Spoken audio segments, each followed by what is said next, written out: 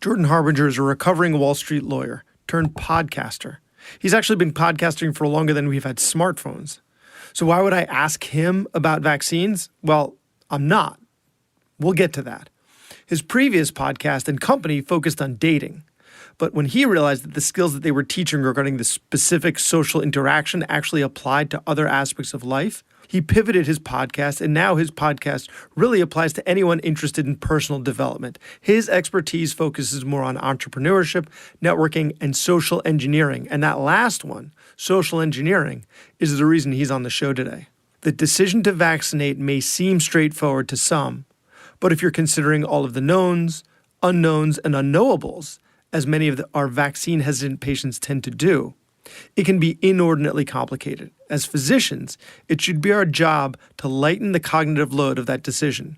And he's going to help us make sure that we optimize any interaction with our families, friends, patients, and communities. His main point is that for many who are hesitant about the vaccine, they may just want to avoid making the decision that day at that time, because it's easier to sit on the fence. So we need to clarify that by not getting the vaccine, they aren't deferring the decision, but they're deciding not to get the vaccine. We also need to press upon them that given the scarcity of the vaccine, by deferring, it's unclear when they'll have access again. Welcome to the Physician's Guide to Doctoring, a practical guide for practicing physicians. Dr. Bradley Block interviews experts in and out of medicine to find out everything we should have been learning while we were memorizing Krebs cycle. The ideas expressed on this podcast are those of the interviewer and interviewee and do not represent those of their respective employers. And now, here's Dr. Bradley Block. Why pay Uncle Sam more money than you need to come tax time? Good news. You don't have to, but you might need some help from the experts. John McCarthy, a co-founder of the Physician Tax Advisors, and his team of CPAs have a combined total of over 60 years of experience helping physicians save money. They know around the time your taxes are due that it's added stress to your already full plate. Get the help you need and save money while you're at it with Physician Tax Advisors. This firm is physician family owned and exclusively works with physicians to lower their tax bill. By specializing in physician finances, John and his team have helped many physicians with high student debt decide if they need to file their taxes as married filing joint or separately. We ran the numbers and know working with John just makes sense. Check them out at drpodcastnetwork.com/CPA. That's drpodcastnetwork.com/CPA. Jordan Harbinger, thanks so much for being on the podcast. Thanks for having me on, man. Yeah, this is a really important topic. So I'm glad to be able to throw my possibly unqualified 2 cents in here. All right, let's get into it. If we're a physician who's administering the vaccine or offering the vaccine, how do you recommend we even start that conversation? So let's say someone's coming in for something else. We're at the point where everyone who was beating down the door for the vaccine is done, and now it's people are rolling in for other reasons, and we want to offer them the vaccine. So how do we start that conversation? Do we start with, want the vaccine? Or maybe something subtler like, so COVID, huh? Yeah, awkward, right? Like, hey, this is, that COVID-19 stuff. Wouldn't want to get that. No, I think the best way to persuade anybody of anything is always going to be pretty radical candor and transparency, right? It's going to be some authenticity involved here. When patients come in, I would say, okay, so you're here for this, this, and this. Great.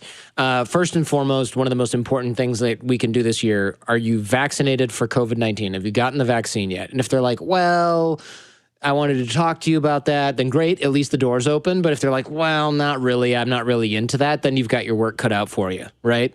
I think the best thing that doctors can do, I know this would work on me, and this is sort of a parenting technique, so any doctor with kids is going to be like, okay, I get it. The best thing that you can hear from an expert is that they're not just recommending it for you, but that they also have done it themselves. And I think where a lot of, as an attorney, I know this firsthand, but I think also doctors sort of suffer from this as well. We're afraid to say anything definitive a lot of the time, especially lawyers, and we almost don't want to throw our own opinion in there other than what we know to be a fact, or we don't want to throw our own personal experience in there as well. So I've had great lawyers that have kind of terrible bedside manner. And they'll say something like, well, there are 3 things that can happen here. Nothing could happen, or you could lose everything and be poor and die alone, or, it could turn out fine. And it's like, oh my God, I could be poor and die alone. And then you find out through conversations later on that there's like a 0.1% chance of that. And there's like a 99+% chance of everything being fine or nothing happening. And you go, whoa, why didn't you tell me this?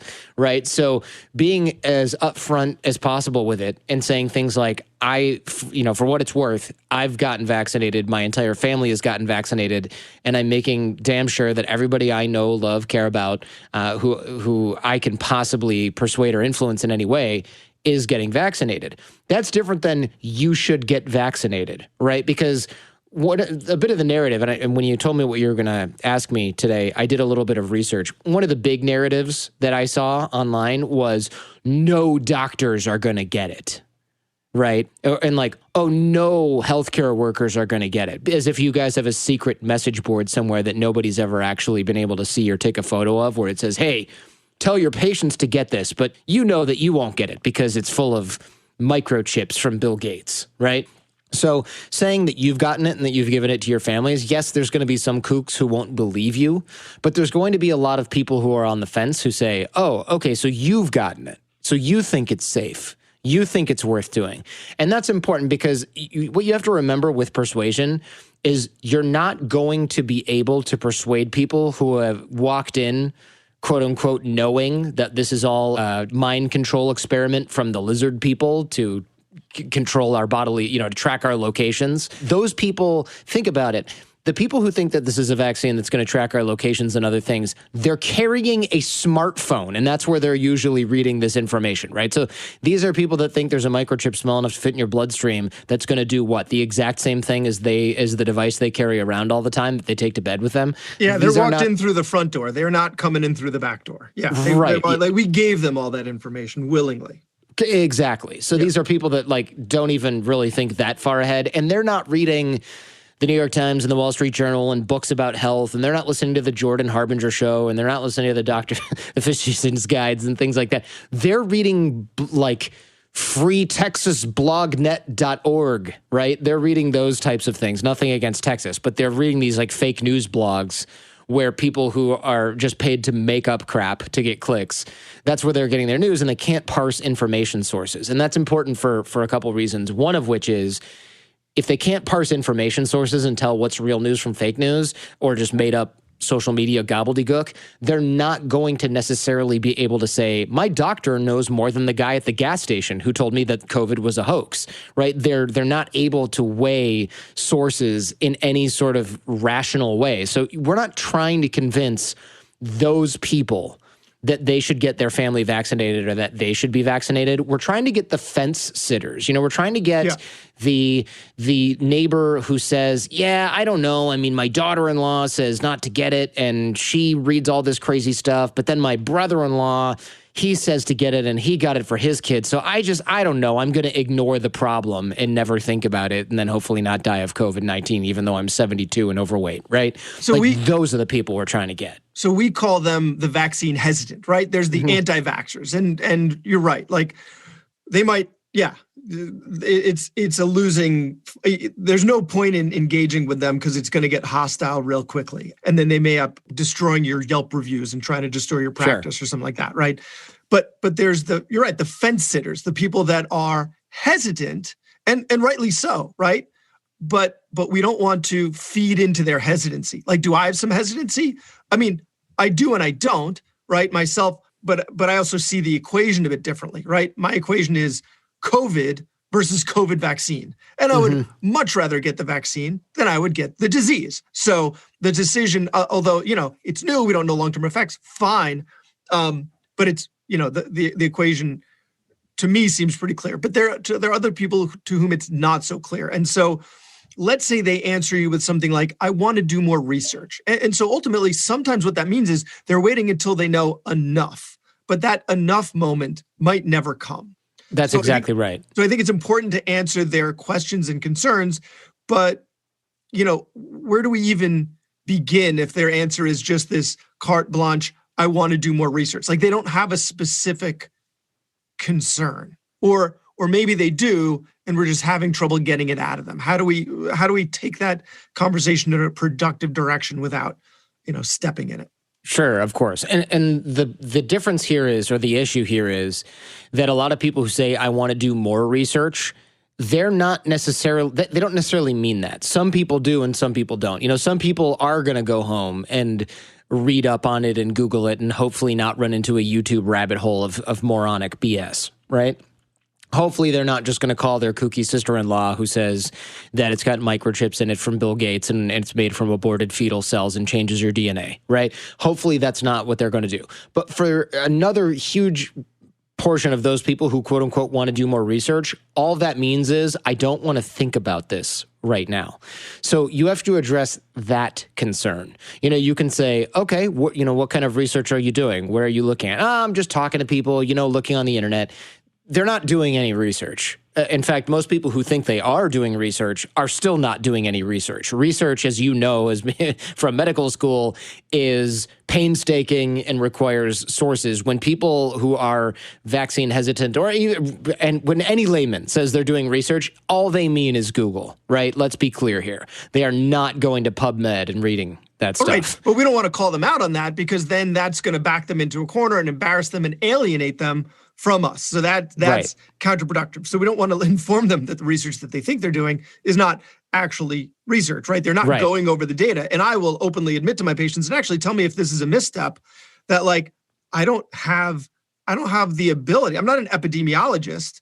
I'm not a public health professional. I am not an immunologist. I don't have the ability to review the data to be able to tell, what's going on. I have to trust the people that I trust. And I trust the NIH and I trust the FDA to be checking and double checking and triple checking to make sure that this is in the best interest of the American public and ultimately the world. But I don't know if that's the right direction to take it, to basically saying, I'm not doing any research. I'm just relying on people that I trust. Right. Well, what I would do is focus instead on the underlying concern. Like, yes, it's true that you're relying on people that you trust, and these are people that often are loaded to the brim with anxiety, which is why people believe conspiracy theories in the first place. It's an anxiety and control issue. So we want to address the underlying issue. The conspiracy theory du jour has very little / nothing to do with it.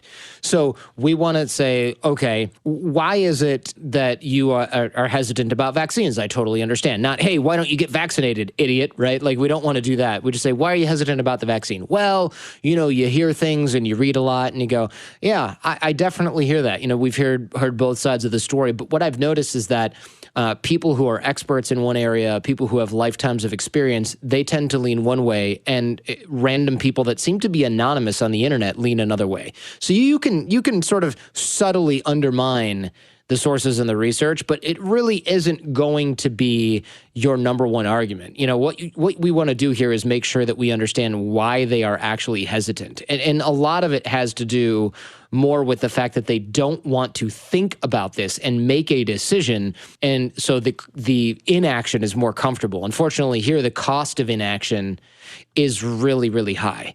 So death / COVID. So what we want to do is focus on the cost of inaction. And you say, I totally understand wanting to do more research. For me, I did this, and this, and I trust these experts like this. But also, I realized that I was actually not necessarily waiting for more information. I was just anxious about whether or not I should get vaccinated. And it's hard to make a decision. So I buried my head in the sand for a while, right? That's a common persuasion technique where we sort of say, we don't say, I know exactly what you're thinking, A, B, C, and D. We just say, I was thinking about it like this. This is a sales technique, right? I used to think X, Y, Z. I used to think, gee, this vaccine got made pretty quickly, and there's a lot of people saying stuff on the internet. And then I realized that all my expert friends and all these people that we've trusted for everything and have been right so many times about diseases across the globe, from different governments, not just from corporations, not just from the United States, not just from pharma companies, they're all in agreement that we all need to get vaccinated and that you can die from this, and that it's a big, big problem. And you can highlight the cost of inaction. for yourself. You can say, so as soon as I started to realize that a lot of people weren't going to get this, I realized that the safest thing me and my family could do is get vaccinated as soon as possible. Because the sooner you get it, the more likely you are to not get COVID-19. And you don't want to be the last person to get vaccinated because the disease is still going to be around the general population, and people who are unvaccinated are going to be especially vulnerable. And it might even get stronger, right? You can say things like that. And then they'll be like, oh, okay, now the cost of inaction calculation in their head changes. It goes from, well, I just kind of want to go to McDonald's and not think about this right now, man. You know, like you're putting a lot of pressure on me. People have been asking me whether I'm going to do it. The internet says no. The doctor says yes. McMuffin's going to be delicious, right? That's what they're thinking. What we want is for them to say, oh, okay, so I'm scared of the vaccine and I'm scared of what my sister-in-law is going to think. But what I'm really scared of is, wow, super COVID-21, this is bad. You know, not being able to fight it off because the vaccine is not as widely available. They're starting to run out, and I have the chance to get it right now. You know, you don't have to say there's a run on the stuff, but if it's a lie. But I think that there is going to be a supply problem, right, especially early on. So if people have the chance to get it, you definitely want to be in line for it. And we want to change the calculation of risk so that the cost of inaction in their head is actually much, much greater. And of course, even if they don't make a decision in the moment, what we want to do as providers, and I say we, even though I'm not a provider, but what I would do if I were a provider is there's got to be easy notification systems for providers, like text messaging and things that marketers use that can remind people who are unvaccinated to come in and get the vaccine, right? And, you know, you probably wouldn't want to call all of your patients, but certainly email or better text messaging is probably a better way to do that. And that's the type of thing that gets people from burying their head in the sand, right? Because even if they don't make a decision, even if the cost of inaction calculation in their head is much greater, they may still go home and turn on Matlock and, you know, not think about it. But if they're getting texted every week, hey, you know, you're still unvaccinated, right? Time to come in and get your vaccine. You know, these types of things. Like, turns out COVID cases are on the rise. You know, don't worry about this anymore. Once you get vaccinated, you want to constantly, or consistently, I should say, remind them that the risk calculation that they made before, or that they were avoiding making before, is increasing and not decreasing. Because right now, it's their fear that is keeping them away from the vaccine. So what we want is their fear to push them towards the vaccine. Right. If logic's not going to do it, it has to be the thing that's motivating them, which is fear. So we actually have to outdo their fear, their current fear of getting the vaccine, and make it scarier to not get it. That's interesting that you put it that way. That reminds me of BJ Fogg. You know, behavior equals motivation, ability, and a prompt. So what you're saying is the prompt. So keep bringing the prompt. So they're prompted to get the vaccine, prompt, until finally they have the motivation, the ability at the same time. And then the prompt happens, and then they'll get the vaccine. So the more prompts that occur, the more likely that behavior is going to happen. Exactly. Yeah. And you can even use market. I don't know what the ethics are of doing this in a medical context, but you can use things like, you can use marketing techniques like scarcity, saying, hey, we just got a new shipment of vaccines in. We have, you know, a limited number. If you haven't been vaccinated yet, now's a great time to make your appointment. First come, first serve. And then they're going, oh, I wasn't really thinking about this, but then I thought maybe I would. And now I realize they only have, well, what's a limited quantity mean? Does that only mean 100 doses? I better call today, right? That's the kind of thing that we want to use. And again, I'm not sure of the ethics in medicine about doing that. It seems like it should be legit because it is a vaccine. It's not a cosmetic procedure or something. It's also honest. It is honest. Like right now, it's in limited supply. It is like people are clamoring for this. And so I think the unethical part would be if we continue to limit the supply in order to take advantage of the scarcity sales tactic. That would be completely unethical.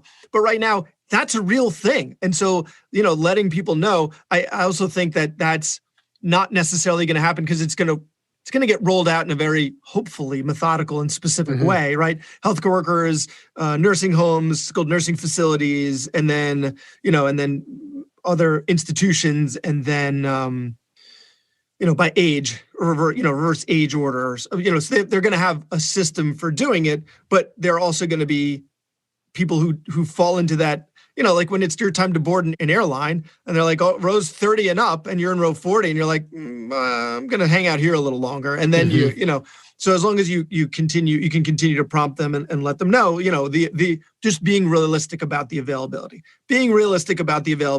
because right now there is scarcity, could lead to some people who are more hesitant to take advantage of it. Exactly. Now, speaking of BJ Fogg, you mentioned the prompt. There's also ability, right, as part of that same equation. And BJ Fogg is an episode of the Jordan Harbinger show that maybe you can link or something like that talks about habits and motivation. Yeah. But the ability can also be a part of the messaging, right? That those same texts or whatever, email communication, whatever it is that you decide to use for your patients that are unvaccinated, or if you have a smaller practice, the phone, you can say, hey, it just takes 10 to 15 minutes. Make your appointment anytime, right? And then you've got people that go, oh, I don't have 90 minutes to sit in the waiting room, and there's sick people in there. It's a great way to get sick. It's like, hey, this is just going to take a little bit. You can come in during your lunch hour and just get jabbed, boom, done, real fast. That shows you, hey, I can make an appointment on short notice. It's not going to take a lot of time. I don't need to plan for it. The risk is low, right? You want to take the objections off of the table. And one of those objections is always going to be time. Of course, money is the other one, right? So I assume it's going to be affordable. You don't have any control over that as a practitioner, so you can kind of forget it, right? It's going to be time. It's going to be risk. So we want to prompt them. We want to show them that it's easy, that it's going to be super important as well, and make sure that they cannot forget about it. Because the biggest defense mechanism that vaccine hesitant folks have is not them going back and forth, hemming and hawing, looking at the latest research. It's them going, I don't want to think about this. I'm going to Whole Foods. I have no dinner, nothing for dinner. That's the biggest enemy, right? This sort of distract, I'll think about it later. I don't want to do that. Let's order Thai food. I can't think about that right now. I'm too tired. That's the enemy, right? Procrastination in all forms. So if we're consistently chatting with our patients about this, and we make it so that they cannot forget, and that they also know that it becomes really easy to make the pain stop, right? The texts and I keep getting reminded of this and I get stressed out every Friday. I'm fine. I'll do it. Just stop reminding me of the potential consequences of this, and that I think is really kind of all we can do with a lot of the vaccine hesitant. And we got to remember that we only need 60%, which is also a huge number, but we need 60% of the population to achieve herd immunity, more or less, right? Or the vaccination immunity that you get. I don't know. Do they still call that herd immunity if it's from vaccination and not from infection? Yeah, absolutely. It's absolutely herd immunity. So we still need, we can still achieve herd immunity. And what that's going to do is eventually some of these same hesitant folks are going to go, everybody I know pretty much has gotten vaccinated and they're still alive and kicking and fine. And even if one person had an adverse reaction and they got like hives, the adverse reactions have not been that bad from this vaccine. I read about it before the show. It's really, really looking good for that. Yes, there's going to be crazy news media stuff, but once people have personal friends and family that have gotten vaccinated and they aren't the statistics that they're reading about on, IllinoisFreedomBlog.org, right? These people are going to start to come around and we're going to start to see herd immunity. And as for the people that flat out refuse it because the lizard people created it and they don't want their location tracked by Bill Gates and the Illuminati, we can't do much for those people. And we, in my opinion, probably shouldn't even be thinking about how to persuade them because, again, we're dealing with control and anxiety and other mental illness when it comes to those folks. It's not just people who don't understand how vaccines work, Well, when the more people are getting it, there's going to be there's this background noise of illnesses that people get all the time, every day anyway, right? Like people have heart attacks, people have strokes, people get, there were a couple of cases of Bell's palsy, and I think the Pfizer trial, maybe it was Moderna. And I'm not sure whether that's from the vaccine or whether that's just a certain number of people get Bell's palsy every day, right? Mm-hmm. So there are going to be some of these anecdotal stories where someone got the vaccine and then something happened. They got the vaccine and then they get in a car accident. They got the vaccine and then something happened. So let's say they come to us with that story, right? Like I know someone who got the vaccine and then the day after their mother died, right? Mm-hmm. Like, and we don't think that it's related, but they're convinced that it is. Is there any way to get them out of that place, or at least nudge them a little in the right direction.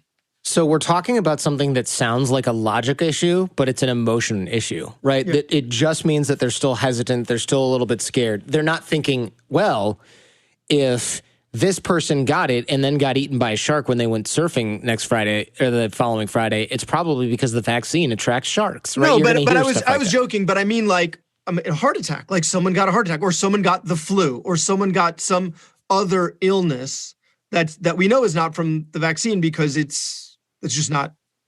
Right, right. So it's not a thing. Right. What I'm saying is you can't really out-logic this, right? If we wanted to out-logic this, we would say something like, wow, that does sound bad. Well, we can't show that this is causal, and then you have to explain what causation correlation, the difference between causation and correlation to somebody who thinks that, these ridiculous things follow from one another. They're just going to turn off. So what we actually have to do is address the underlying emotional issue, which is, again, that they don't want to make the decision because they feel that fence sitting is safer. Yeah. And once we address that issue, then, we have a different calculation entirely. We're really just talking about why they don't feel safe or if they don't feel safe. And for many people, that lack of safety is something that they can talk with somebody they trust, hopefully their doctor, about this, because most people aren't listening to them, right? And a lot of times people just need someone to listen. Now, again, if they have that anxiety or that sort of other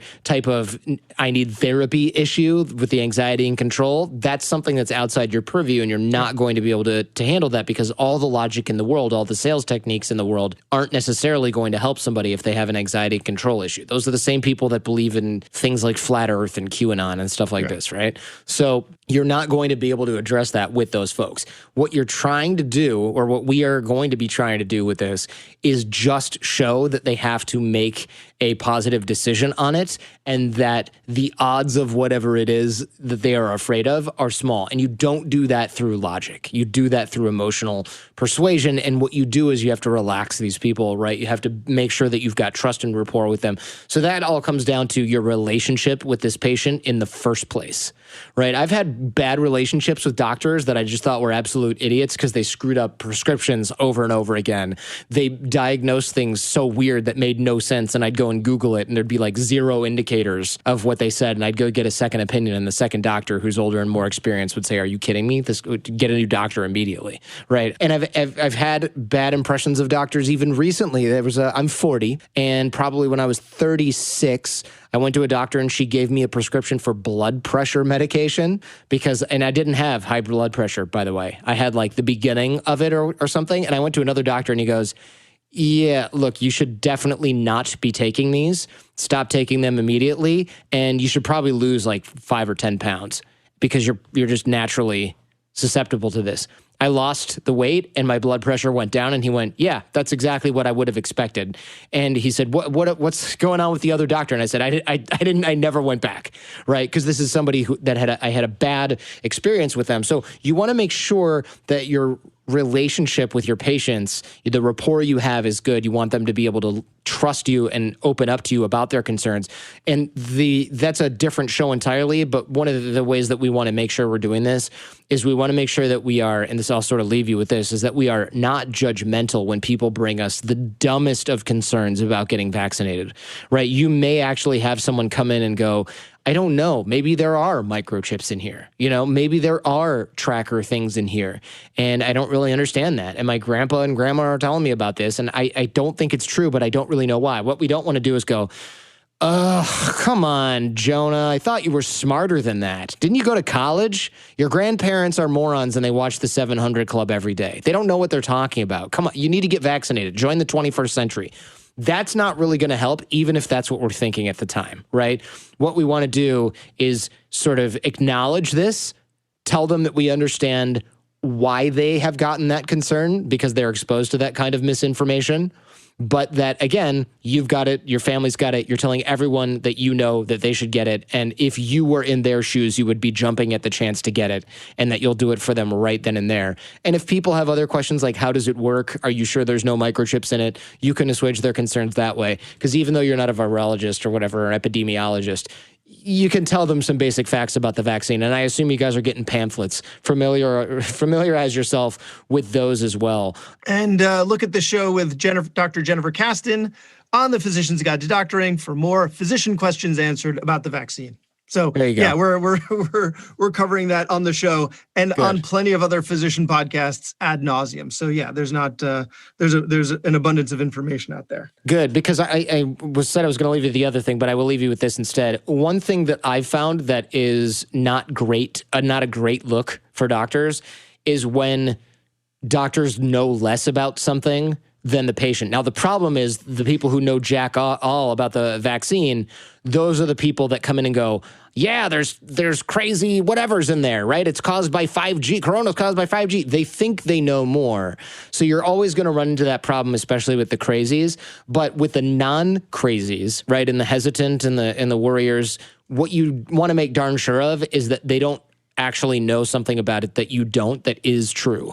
You know, if I say something like, well, you know, this says that it's 90% effective and they really fast track these, you don't want somebody in your office to say, they didn't fast track it. All vaccines take, I don't know, what's it been, a year or something. It just takes a long time to set up the marketing. And then someone goes, no, this is like a 10-year long process with the trials and everything. The fact that you don't know this, I don't know if I trust the other things that you are saying now. And again, remember, we're not trying to persuade the crazies. We're trying to persuade the people who came in with more or less an open mind, but just some hesitation. Yeah, the reason that it didn't take that long to approve the vaccine was because so many people were exposed to it and so many people got it. So the fact that it's so rampant in America was the reason that it actually didn't take that long for the vaccine to prove that it worked, which is like an unfortunate consequence. Wow. So what you're saying is anti-maskers have saved all of us from COVID potentially. Yeah, interesting. Yeah. I mean, they've taken a lot of people out in the interim, but a little collateral damage there. Yeah. But that was the reason that it didn't take that long to